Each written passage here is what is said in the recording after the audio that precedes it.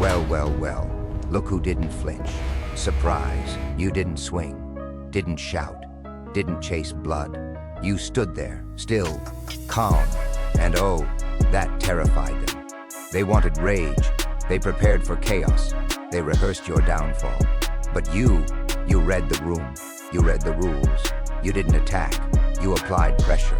Funny thing, when someone expects violence and gets procedure, no masks ripped, no tables flipped, just quiet steps, clean lines.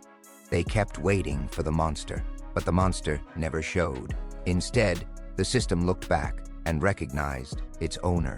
That pause, that silence, that wasn't mercy, that was judgment. And now, they're whispering. A new question. When did you become the law? They baited you, soft smiles, sharp corners, every move pre-measured, cameras ready, angles chosen, lights warm.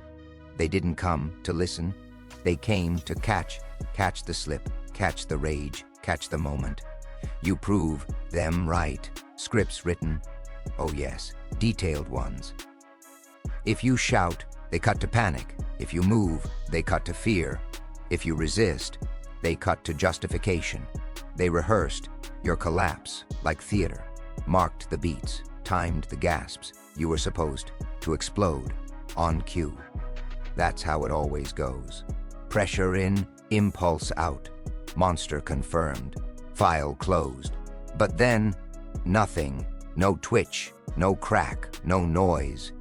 You didn't rise to the hook. You didn't bare teeth. You just stood there.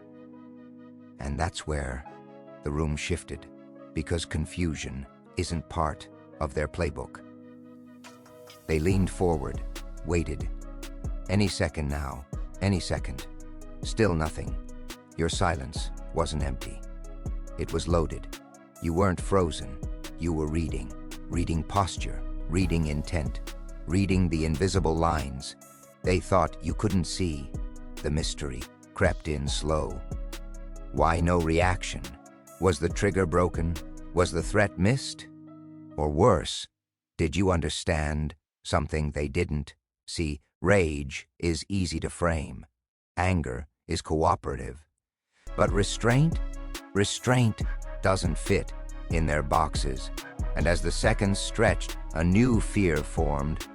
Not that you'd lose control, but that you already had it. They thought they were clever. They always do. A clean room, polite language, rules on the wall, smiles that say, behave. This wasn't chaos. This was a cage, painted white. They didn't provoke you with fists. They provoked you with process, forms, procedures, steps you're supposed to trip over. Because here's the trick. Most people panic inside rules. They rush, they interrupt. They reveal impatience, and impatience, that's admissible. This was the trap, a maze where every turn waits for a mistake. Say the wrong word, they annotate, pause too long, they interpret, push back, they escalate. They assumed you'd fight the structure. That's what everyone does. But you didn't challenge the room, you challenged the footnotes, margins, clauses, the parts no one reads out loud while they watched. Your face, you watched their boundaries. You noticed what they couldn't do, where authority stopped, where permission expired.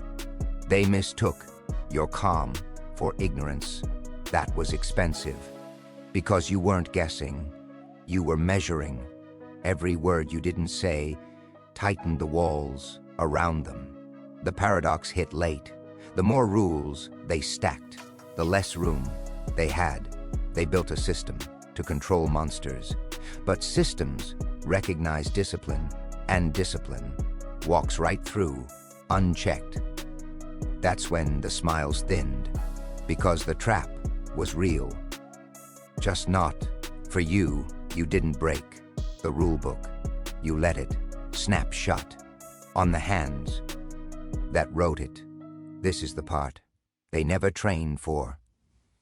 They drill chaos. They simulate anger. They study raised voices and clenched fists. Because fury is predictable. It accelerates, it overshoots, it burns out. That's why they love it. But discipline moves, slow, quiet. It doesn't announce itself. You felt the heat, don't misunderstand. The spark was there, alive, sharp. You just didn't feed it. You put a leash on instinct, not because you were weak, because you were precise. Every breath was a decision, every still second a calculation. You let the moment stretch long enough for them to get uncomfortable. That's when the shift began. Anger points outward, discipline points inward and sharpens. They mistook restraint for submission, another old habit. But submission slouches. You stood straight, no defiance, no apology, just alignment. You weren't resisting. You were complying perfectly, and perfect compliance is terrifying to people who expect friction, because now they had no excuse, no narrative, no emergency lever to pull. You weren't the monster they rehearsed for. You were the mirror they avoid, and mirrors don't shout. They reflect.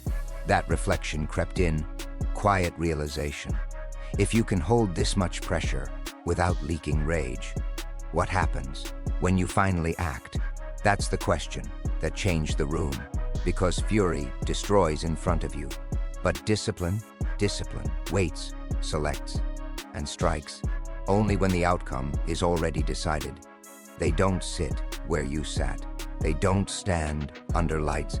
They watch from behind walls, glass rooms, muted microphones, private channels. The club, unwritten membership, unspoken rules. They recognize each other by posture, by tone, by who never has to raise a voice. At first, you weren't on the list. You were an event, something to manage. But then, the feed stayed boring. No spike, no meltdown. And boredom inside control rooms turns to panic, fast, because boring means unpredictable. They started leaning in, rewinding, scrubbing frames. Did you see that pause? Why didn't he react? Is he waiting for something? That's when it clicked. This wasn't resistance, it was graduation. You weren't failing the test. You passed a test they never announced. The secret club doesn't fear violence. They fear eligibility. People who don't need permission, people who don't perform, people who move inside systems without touching walls. That's when the calls started crossing. Not to stop you, to understand you, to place you. Because once someone qualifies, you don't attack them. You reassess the hierarchy. The power shift wasn't loud. It was administrative. Access adjusted. Language softened. Eyes dropped before you spoke. They didn't announce it, but the club felt the disturbance. You weren't supposed to be here. But now they couldn't say you didn't belong. And that's when real fear set in. Because insiders aren't controlled from the outside. They rewrite rules by existing. This is where they expected words, sharp ones, defensive ones, statements. They could twist. They waited for emotion to leak into language. But when you finally spoke, it wasn't loud, wasn't poetic. It was final. You didn't accuse, you didn't threaten, you outlined outcomes. If this, then that. If crossed, then recorded. If continued, then escalated. No heat, no drama, just cause and effect. That's when they realized the shift was complete, because insults can be dismissed, anger can be provoked again. But consequences don't care how anyone feels. You weren't speaking to people anymore. You were speaking to the structure. Timelines, thresholds, procedural gravity. The language they hide behind, used cleanly, used better than they ever expected. From you. You didn't say, "I will," you said, "according to." And suddenly every hair felt harder, because systems listened to their own voice, and you were fluent. They couldn't interrupt. That would violate protocol. They couldn't rush. That would expose intent. So they sat there, watching, their favorite shield turn transparent. This wasn't dominance by force. This was inevitability by alignment. You weren't above them. You were inside what controlled them. That's why no one argued. They just nodded, not in agreement, in recognition. Because the moment you speak only in consequences, you stop sounding like a participant. You start sounding like the mechanism. And mechanisms don't negotiate. This is where the room turns inward. Not on you, on them. Because once the structure responds, once the system nods, the spotlight flips, they start checking themselves. Posture adjusts, voices flatten. People who were relaxed a minute ago suddenly sit, like they're being evaluated. That's the mirror. You didn't hold it up. You became it. Every rule they leaned on now leaned back. Every shortcut felt heavier. They saw their own habits through your stillness, where they bend, where they rush, where they rely on fear instead of precision, and nothing unsettles authority like being measured by its own metrics. They couldn't call you reckless. You were cleaner than they were. They couldn't call you emotional. Your tone was archival, document ready. That's when the masks started slipping, not visibly, internally. Private doubts surfaced behind practiced faces. If you followed the rules this well, why didn't they? If restraint creates this much leverage, what have they been wasting?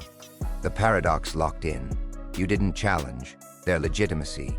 You exposed their dependency on you being loud, because authority that needs chaos to survive isn't authority, it's performance. And performance is collapse when someone refuses to clap. They wanted you on the defensive. Instead, they felt observed, measured, judged, without accusation. That's the mirror moment. The instant control stops feeling like a weapon and starts feeling like a responsibility. They're not sure they deserve. There's no announcement for this part, no verdict read aloud, because real authority doesn't clear its throat. It moves. You didn't stand up to end it. You didn't need to. The room already knew. Conversations stalled, decisions slowed. People waited, not for permission, but for alignment. That's when it landed. You were never here to confront anyone. You were here to demonstrate what happens when the law is treated as a living thing, not a shield, not a threat, a standard. You didn't chase compliance. Compliance followed you, because rules stop being cages. The moment someone shows how to walk through them without resistance, no warnings issued, no enemies named, yet somehow everything adjusted. Paths narrowed, options closed, not by command, by inevitability. That's the final shift. Power stops feeling like control. It starts feeling like gravity, unseen, unarguable. You don't raise it. You don't lower it. You are it. They won't say your name in briefings. They won't need to. They'll just ask, does this align? And if it doesn't, they'll correct themselves before you arrive. Because once the law walks, it doesn't run. It doesn't threaten. It doesn't explain. It simply continues, and everything else learns to move around it. The aftermath doesn't look dramatic. No slammed doors, no raised voices. That's how you know it worked. Power doesn't celebrate when it settles. It rearranges. You notice it in small things first. Emails rewritten before being sent. Meetings shortened without explanation. People choosing words more carefully, even when you're not there. Especially when you're not there, because your absence now carries weight. They replay the moment in their heads, not the tension, the precision, not what you said, what you didn't need to. They realize something late. You never asked for authority. You behaved as if it already existed. That's the mistake they can't undo, because authority, granted, can be revoked. Authority assumed correctly becomes precedent, and precedent is stubborn. They test the edges quietly. A procedural shortcut here, a subtle reach there, nothing obvious, But the system responds the same way. Every time, documents bounce back, requests stall, approvals evaporate. No fingerprints, no blame, just friction, and friction teaches faster than punishment. They stop asking, can we? They start asking, should we? That's the real shift. When fear is replaced by calculation, when impulse is replaced by alignment. You don't loom over them. You don't haunt them. You calibrate them like a weight set on a scale that keeps everything honest. Some will resent it quietly. They'll tell themselves, you're lucky, that circumstances favored you, that anyone could have done it. That's comforting and false, because anyone could have exploded. Anyone could have made noise. Anyone could have been framed, but restraint at that level, that's rare, and rarity creates gravity. They won't move against you directly. They can't. The system won't support it. They'll move around you carefully, which is exactly how the law prefers it. Not obeyed, respected. Respect changes behavior before it changes language.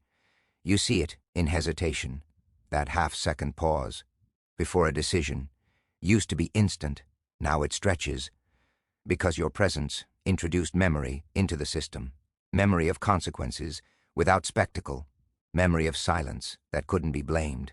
They start self-correcting, not because they admire you, because the margins got tighter. Risk calculations got colder. There's no villain to point at, no outburst to weaponize, just a record of you doing exactly what was allowed better than anyone expected. That's why no counterplay forms. You can't oppose what followed the rules more cleanly than you did. So they adapt, they slow down, they document, they double-check things they used to hand-wave, and every time they do, they reinforce your position without saying your name. That's the quiet ending they never planned for, not defeat, normalization.